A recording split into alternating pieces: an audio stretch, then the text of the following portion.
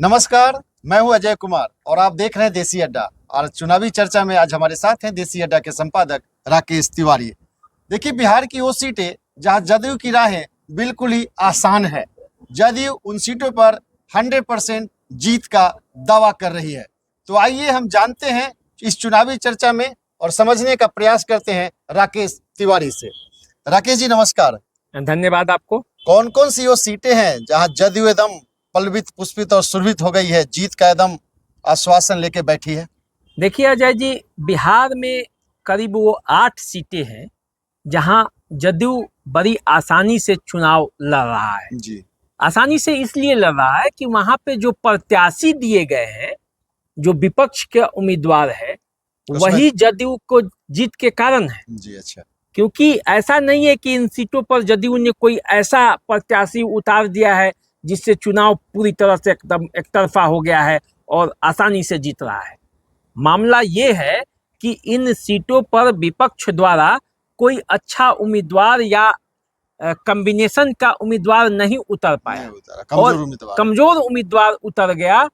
कारण चाहे जो भी हो, इसलिए जो है वहां पे लड़ाई जो है वो जदयू के पक्ष में चली गई। तो वैसी सीटों पर यदि हम बात करते हैं कि वे कौन कौन सी सीट हैं बिहार की जहां पे नीतीश कुमार भारी पड़ रहे हैं, उनका सुशासन का कार्ड, उनका अपना छवि, नरेंद्र मोदी का मोदी मैजिक जो उन्हें प्रधानमंत्री बनाना है, ये सब मिलाकर सब काम कर रहा है, वहां पे सब काम कर रहा है और उन सीटों पर बड़ी इत्मीनान से वो जीतने जा रहे हैं। जबकि यहाँ पे बहुत ही मुश्किल था, क्योंकि जो निवर्तमान सांसद हैं यहाँ के, उनके खिलाफ एंटी इनकम्बेंसी बहुत ही अधिक था। लेकिन परिस्थिति ऐसी बनी है कि यहाँ इनकी राहें आसान हो गई है। वो कहा जाता है ना कि भाग्य में है जी। तो वो भाग्य वाली सीट है जो जदयू को वो मिली है। अब इसमें बात कर लेते हैं, जो पहली सीट पे ही बात करते हैं, झंझारपुर। झंझारपुर एक ऐसी सीट है जहां के निवर्तमान सांसद जदयू के हैं रामप्रीत मंडल। इस रामप्रीत मंडल के खिलाफ लोगों में गुस्सा था। आप क्षेत्र में जाइएगा तो आपको पता चलेगा कि लोग कितने इनसे खफा थे, क्योंकि इनका न लोगों से उस तरह से कनेक्शन जुड़ा, न लोगों के लिए उस तरह से काम किए, न उनके हर सुख दुख में शामिल हो पाए, तो इसलिए लोग इनसे खफा है। लेकिन यहाँ जो कॉम्बिनेशन बना उसके हिसाब से अब रामप्रीत मंडल की जीत आसान हो गई है। रामप्रीत मंडल को यूं कहिए कि थाली में सजा कर लोग जीत देंगे। क्योंकि कैसे देंगे ये मैं आपको बताता हूँ। यहाँ से जो ये सीट जो है वो वीआईपी के कोटे में चली गई। वीआईपी जिस उम्मीदवार को उतारा, पहले चर्चा थी कि यहाँ से गुलाब यादव चुनावी मैदान में उतरेंगे, जो पिछले बार आरजेडी के प्रत्याशी थे और जिनकी पत्नी अंबिका गुलाब यादव विधान पार्षद हैं। इनकी बेटी भी जिला परिषद की अध्यक्ष है। तो बड़े शक्तिशाली हैं, पूंजीपति हैं, बिल्कुल दबाव है, दबंग हैं, लोगों के सुख दुख में खड़े रहते हैं। अब जिसके पास पैसा होता है तो वो मदद करने में भी वो आगे रहता है, किसी भी तरह से वो मदद कर देता है। और आजकल जो पैसे से मदद हो जाता है तो समझिए कि वो सबसे बड़ा मदद होता है। बिल्कुल। तो वैसी स्थिति में गुलाब यादव को सीट न देकर सुमन महासेठ को सीट दिया गया। सुमन महासेठ भी पैसे से कोई कमजोर नहीं है। लेकिन ये सुमन महासेठ कौन है? सुमन महासेठ का बैकग्राउंड आरएसएस वाला है। सुमन महासेठ विद्यार्थी परिषद में भी रह चुके हैं। सुमन महासेठ भाजपा से विधान परिषद के सदस्य रह चुके हैं। इस चुनाव में उतरने से पहले वे बीजेपी में ही थे। इसके पहले वो वीआईपी से, वो मधुबनी से विधायक के चुनाव लड़े हैं और हार गए हैं। 15 में वो चुनाव लड़े थे तो उस समय 15 में वो चुनाव जीते थे वहां से। लेकिन इस जो 20 का चुनाव हुआ विधानसभा का, उसमें वीआईपी के कैंडिडेट थे और चुनाव हार गए।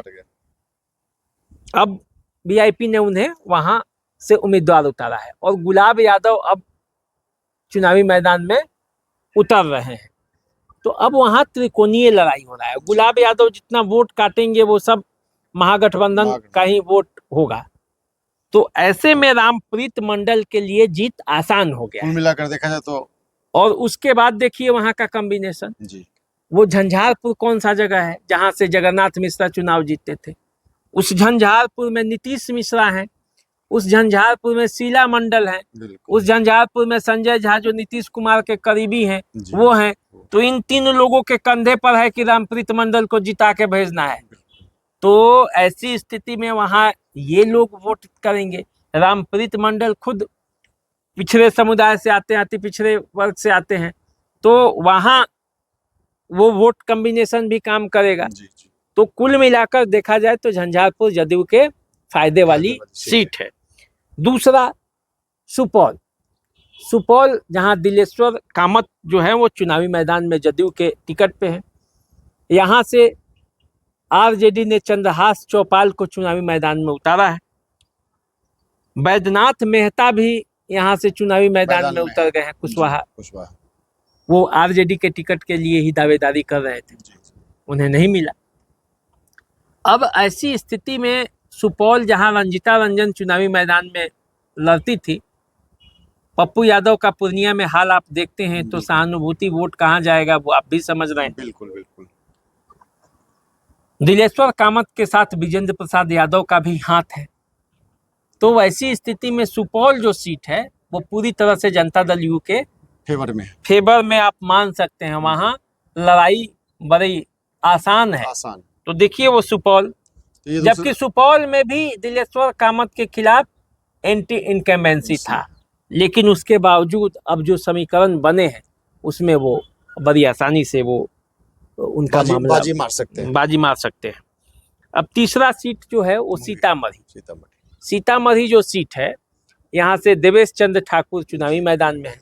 पिछले बार अर्जुन राय आरजेडी के प्रत्याशी थे, इस बार भी उन्हीं को प्रत्याशी बनाया गया है।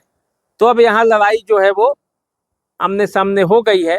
देवेश चंद्र ठाकुर यहाँ आसानी से वो जीतते हुए हासिल जीत सकते हैं। सीता मैया का ये है, मोदी मैजिक का सहारा है।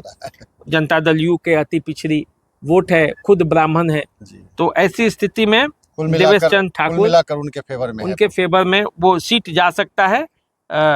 अब आइए मधेपुरा जहां से आरजेडी को कैंडिडेट ही ढंग का नहीं मिला। पप्पू यादव को लड़ाने की बात हो रही थी, कई तरह की बातें चल रही थी, लेकिन सीट नहीं मिला। यहाँ से दिनेश चंद्र यादव चुनावी मैदान में है जनता दल यू के, और आरजेडी के कैंडिडेट हैं प्रोफेसर चंद्रदीप। तो ये सीट पर जो कहा जाता है कि रोम पोप का और मधेपुरा गोप का, तो यहाँ दोनों तरफ से गोप ही चुनावी मैदान में है। और ऐसे में जब एनडीए का वोट एक गोप पर चढ़ जाएगा तो वहाँ जीत तय है। पप्पू यादव भी के साथ जो हुआ है वो भी लोग देखा है, तो उसकी भी एक नाराजगी खामियाजा होगा और वो दिनेश चंद्र यादव के पक्ष में वो जाएगा, जो पप्पू यादव से सहानुभूति रखते होंगे, क्योंकि पप्पू यादव वहां से भी एमपी रहे हुए हैं। अब आइए एक सीट और है गोपालगंज जहाँ से डॉक्टर आलोक कुमार सुमन चुनावी मैदान में है। ये भी वीआईपी को सीट दे दिया गया था। यहाँ से चंचल पासवान चुनावी मैदान में उतरे हैं, युवा हैं, लेकिन आलोक कुमार सुमन की पकड़ यहाँ मजबूत है, क्योंकि उनके पक्ष में गोपालगंज है जो ब्राह्मण बहुल इलाका माना जाता है। तो एनडीए का पूरा समर्थन यदि आलोक कुमार सुमन के साथ होगा। वहाँ से सतीश पांडे के भाई अमरेंद्र कुमार पांडे भी विधायक हैं, उनका पूरा सपोर्ट है। भाजपा का पूरा सपोर्ट है। लालू यादव वहाँ कभी मजबूत रहे नहीं। गोपालगंज हालांकि उनका गृह जिला है, लेकिन उतना मजबूत वो कभी नहीं रहे। तो वैसी स्थिति में गोपालगंज की सीट भी जदयू के लिए थोड़ी आसान सीट है। इसके अलावे आप आइए नालंदा जो कि नीतीश कुमार का गृह जिला है। बिल्कुल आप जानते ही हैं कि 3 बार से वहां से कौशलेंद्र कुमार को नीतीश कुमार अपने बूते जिताते लाए हैं। इस बार चौथी बार लड़ाई है, तो इस लड़ाई में भी नीतीश कुमार को ही जीतना है, लड़ना है, हारना है, जीतना है।